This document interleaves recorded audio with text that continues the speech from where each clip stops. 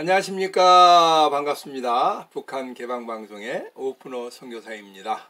저는 사람들이 북한에 대하여 마음을 여는 도구가 되려고 그래서 이름을 오프너라고 하였습니다. 남북 통일보다는 먼저 북한이 개방되어야 합니다. 북한 개방 없는 통일은 남북 모두에게 재앙이 됩니다. 북한이 개방되어야만이 남북 모두가 잘 살 수 있게 된다고 믿는 사람입니다. 북한이 개방되는 것을 하루속히 보고 싶습니다. 북한을 잘 알지 못하면 북한을 개방시킬 수 없습니다. 북한을 바로 알지 못하면 북한의 핵을 포기시키지 못합니다. 그 중에서도 북한의 경제의 실체를 잘 모르고 착각하고 있다고 말하고 싶습니다. 북한은 외부 경제 봉쇄를 극복하기 위한 방법을 오래전부터 준비하고 있었습니다. 최근에 북한 기자 출신 유튜브 방송인인 김길선의 평양만사로부터 들은 북한 경제 구조를 보니까 이것을 알게 되었습니다. 또 미국은 무엇을 착각하고 있는지, 남한 정부는 어떤 것을 지원하면 안 되는 것인지에 대한 것을 말씀드리고 싶습니다. 북한은 핵을 가지고 있기 때문에 북한 인민이 다 굶어 죽는다고 하여도 항복은 하지 않을 것입니다. 이것은 자기들은 핵을 포기하면 죽음이기 때문입니다. 미국의 트럼프는 북한 김정은에게 핵만 포기하면 아주 잘 사는 국가로 만들어 주겠다고 약속하고 있습니다. 하지만 김정은이는 지금 트럼프보다 더 잘 살고 있습니다. 김정은이는 북한 나라가 잘 살게 되는 그것을 바라지 않습니다. 북한의 자기만 안전하게 잘 살면 되는 사람입니다. 트럼프가 한 말은 북한의 경제 구조를 잘 모르기 때문에 하는 말입니다.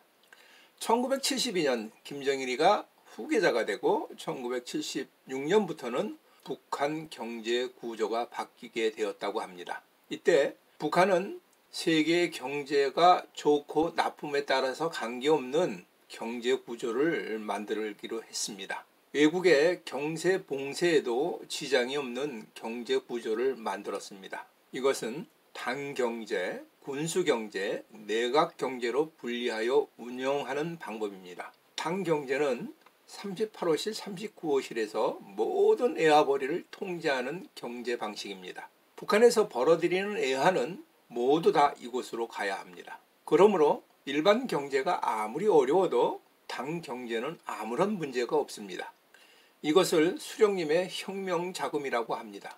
이것은 예산도 없고 지출에 대한 통제도 없는 오직 수령만을 위한 돈이며 수령만이 사용하는 김정은의 개인 주머니와 같습니다.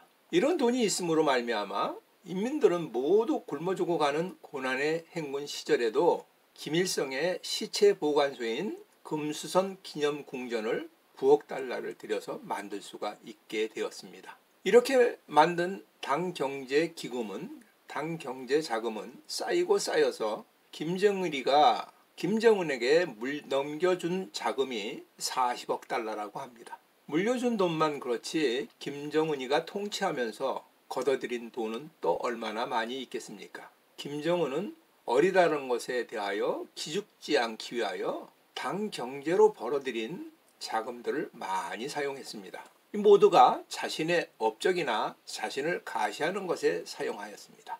문수대, 물놀이장, 스키장, 경마장, 인민들과는 전혀 상관없는 곳에 다 투자하였습니다. 수출을 확대하려면 수출을 하여 확대 재생산을 하려면 자금이 필요합니다. 그러나 39호실에 들어간 돈은 다시 나오지 않습니다.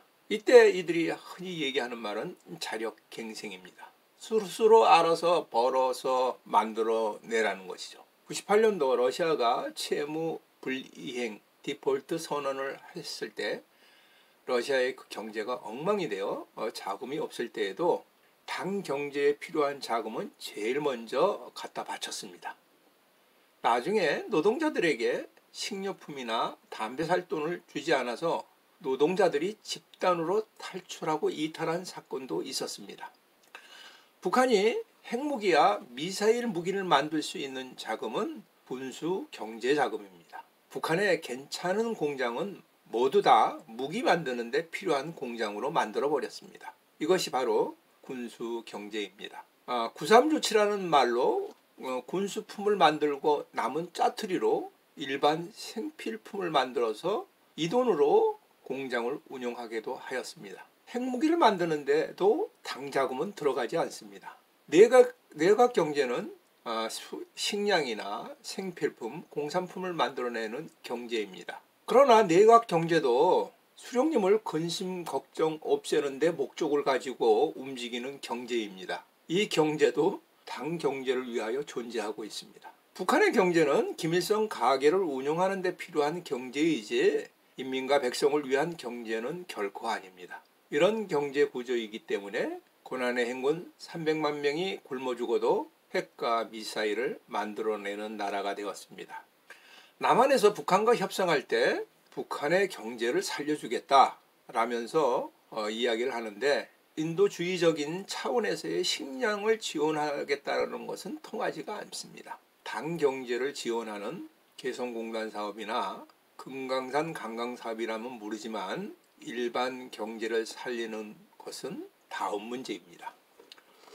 40조, 60조를 자금을 부어서 만들어주겠다고 하는 북한 철도 현대화 작업보다 김대중 대통령이 한 것처럼 현찰 5억 달러를 갖다 주는 것을 더 좋아합니다.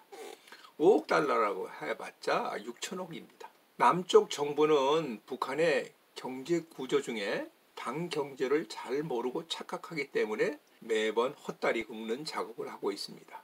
그러므로 김정일 회장에게 욕을 먹고 있는 것입니다. 김정은이는 지금 UN 제재 중에서 당 경제에 해당하는 제재를 풀기 위하여 최선을 다하고 있습니다. 당 경제를 풀기 위한 압박을 문정부에게 계속하는 것입니다. 남한에 대하여 요구하는 것은 식량 지원이 아닙니다. 금강산 관광과 개성공단을 재개하여 이것으로 말미암아 당 경제가 돌아가게 해야 합니다. 석탄을 수출해야 됩니다. 노동자를 파견해야 합니다. 북한의 일반 경제는 70년 중반부터 계속 내리막길을 걷고 있습니다. 그것에 대한 이유는 국제공산주의 국가들이 경제적인 어려움을 겪고 붕괴가 원인이 되지만 그러나 제일 먼저 당 경제와 군수 경제를 통하여 북한의 경제가 이렇게 어렵게 만들었습니다. 이것은 통계나 예측을 잡을 수 없는 경제입니다. 북한의 경제 성장률이 몇 프로 떨어진다는 것은 아무런 의미가 없습니다. 올라가나 내려가나 이거는 아무런 상관이 없습니다. 미국이 북한의 당 경제를 봉쇄하고 있는 것이 3년이 되어 갑니다. 2017년 9월에 중국이 북한의 경제 제재에 동참한 이후에 김정은의 당 경제는 매우 힘들어 갔습니다. 그러다가 2019년 북한과 미국이 회담을 시작하자 중국에서 많이 풀어줬습니다. 이제 본격적인 제재인 3년째, 이때 한국이나 중국 정부에서 김정은에게 당 경제와 군수 경제를 돕는 일을 하는 것은 식물인간에게 수액을 공급하는 일이나 마찬가지입니다. 북한은 러시아에서 중국에서 밀가루를 수입한다고 합니다. 이것은 당 경제나 군수 경제에 도움이 되지 않습니다. 북한의 인도주의적인 물자는 잘 받지 않으려고 합니다. 이것은 당 경제와 군수 경제에 도움이 되지 않기 때문입니다. 오히려 감시단을 함께 받아들이는 인도주의적인 물자는 귀찮아합니다.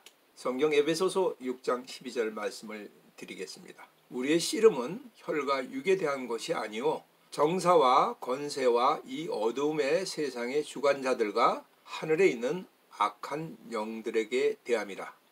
북한은 악의 축입니다. 어둠의 세상의 주관자들의 하수인입니다. 그들은 자신들의 이익과 안전에만 관심이 있는 배고픈 늑대입니다. 핵무기와 장거리 미사일과 잠수함에서 발사하는 미사일을 가지고 있는 굶주린 늑대인 북한에게 살찐 돼지인 남한은 먹잇감으로만 보일 뿐입니다. 평화회담의 대상이 아닙니다. 잡아먹힐 대상인 줄도 모르고 비창을 풀고 있습니다. 팔다리를 먹잇감으로 던져주다 보면 나중에는 심장까지도 내어주어야 합니다. 대북 성공을 주도하였고 3년 동안 감옥에 갔던 박지원 씨가 국가정보원장이 되었습니다. 굶주린 늑대인 북한을 잘 안다고 하면서 상대하다가 다시 감옥에 가지 않을까 걱정이 됩니다. 북한의 경제 구조를 잘 알고 대처할 수 있는 미국과 한국의 대통령이 되기를 기도합니다. 지금 대한민국은 기도하는 많은 사람들의 손에 의하여 지켜지고 있다고 믿습니다. 또 코로나 사태가 북한이 개방으로 나올 수 있도록 북한이 중국이나 베트남처럼 선교사가 들어갈 수 있도록 기도합니다. 지금까지 경청하여 주셔서 감사를 드립니다. 방송을 보고 느끼신 것을 댓글로 남겨주시면 감사하겠습니다. 처음 보시는 분은 구독 버튼을 눌러주시면 계속 보실 수 있습니다. 저는 북한이 개방될 때까지 계속 유튜브 방송을 하겠습니다. 다음에 만날 때까지 안녕히 계십시오. 감사합니다.